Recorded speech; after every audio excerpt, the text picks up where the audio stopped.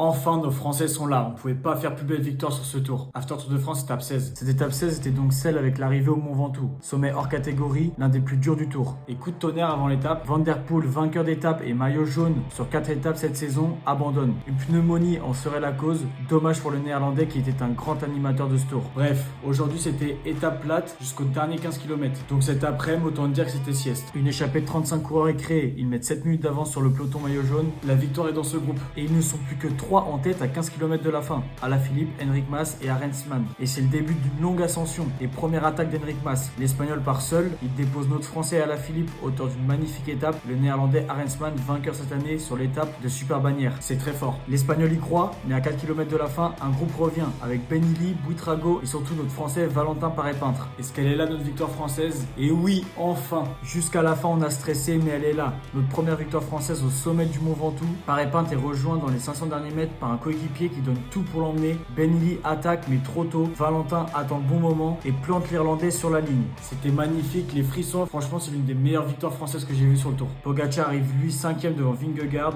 qui n'a pas arrêté de l'attaquer. Mais Poggi n'a pas flanché. Alaphilippe 2ème français 8ème.